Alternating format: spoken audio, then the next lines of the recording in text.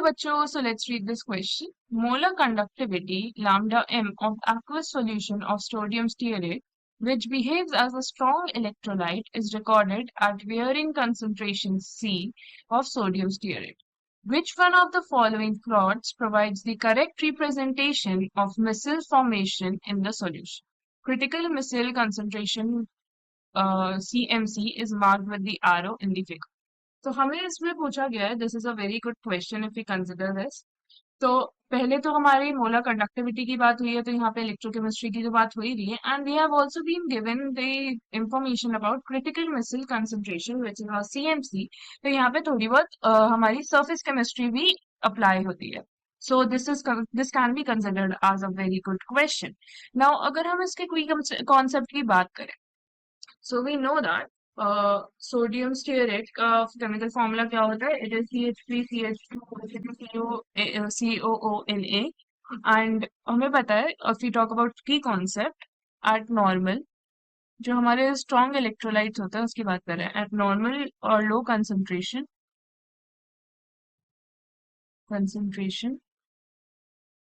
it behaves as strong electrolyte। जो हमारा sodium stearate है it behaves as sodium stearate behaves as strong electrolyte। Okay, तो हमारा जो सोडियम स्टीयरेट है it behaves as a strong electrolyte. तो हमारा सोडियम स्टीयरेट का मॉलिक्यूलर फॉर्मूला क्या होता है? Sodium stearate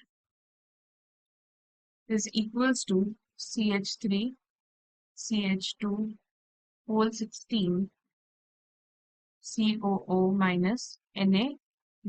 This is the formula for sodium stearate। And if you talk about हमारी दूसरी पार्ट क्या हुई है? सीएमसी की बात हुई है यहाँ पे। So if you talk about CMC, CMC क्या होता है हमारा? It stands for as given in the question, it is called are critical missile concentration,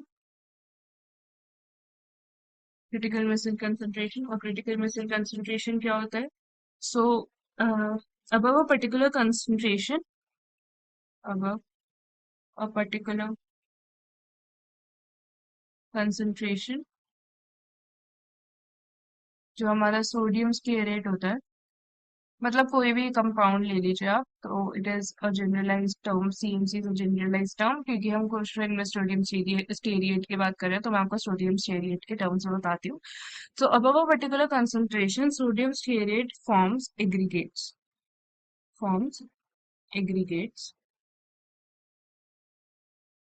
that is वो जो कंसंट्रेशन होती है, that concentration is called CMC, is called as CMC।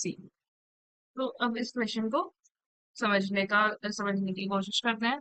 Now if we talk about the graph of for strong electrolytes, so for strong electrolytes we know that for strong electrolytes हमारा suppose ये graph है of molar conductivity versus concentration। जो हमारी molar conductance होती है it decreases जब हमारी जो हमारी कंसंट्रेशन है जब वो इंक्रीज करती है। So molar conductance decreases when our concentration increases and vice versa. Concentration decrease होती है, मोलर कंडक्टेंस इंक्रीज होती है। तो हमारा ग्राफ समवॉट लाइक दिस बनेगा for strong electrolytes, and this is our point of limiting molar conductance. Limiting molar conductance की इस particular question में तो कोई बात नहीं हुई है, so let us just ignore that. So this is our graph for strong electrolyte, this is a very rough figure. Now अगर हम बात करें जो ग्राफ हमें दिया हुआ है, and we know that sodium stearate at normal or low concentration is a strong electrolyte। तो स्ट्रॉन्ग इलेक्ट्रोलाइट के लिए हमारा ग्राफ, हमारा ए एज अ ग्राफ हम कंसिडर कर सकते हैं, because it shows a line somewhat like this. And we cannot consider V graph because it's first of all it shows an increasing line like this, which does not, which is not related to the relation between molar conductance and concentration। तो हमारा option B is decrease, option B is eliminated. अगर option C की बात करें, yes we can still consider option C, because starting में तो ये जब इनवर्स रिलेशन ही दिखा रहा है, विच इज मोलर कंडक्टेंस जब डिक्रीज हो रही है, तब हमारी कंडक्ट जो कंसंट्रेशन है वो इंक्रीज हो रही है। So we can still consider our option C, and yet we can not consider our option D. We can still consider our option D as well, because पहले तो ये कमी हो रही है। So we can still consider option D. Now let us talk about, अब हमारा क्या होता है कि हमें ये सीएमसी का पॉइंट दे दिया, अब हमें देखना है कि सीएमसी के पॉइंट के बाद जो हमारी कंसंट्रेशन होती है वो मोलर कंडक्टेंस के अकॉर्डिंग कांस्टेंट रहती है, या फिर जो हमारी कंसंट्रेशन है वो और डिक्रीज कर जाती है, या फिर हमारी जो रिलेशनशिप है वो इन्वर्स हो जाता है। लाइक अगर हमारी कंडक्टिविटी बढ़ रही है तो हमारी कंसंट्रेशन भी बढ़ रही है, ये होता है। तो हमें पता है जब हमारा सीएमसी पॉइंट होता है, हमने अभी अभी बात की, तो हमारे एग्रीगेट्स फॉर्म होते हैं, या फिर हम कह सकते हैं जो मॉलिक्यूल्स होते हैं दे एसोसिएट।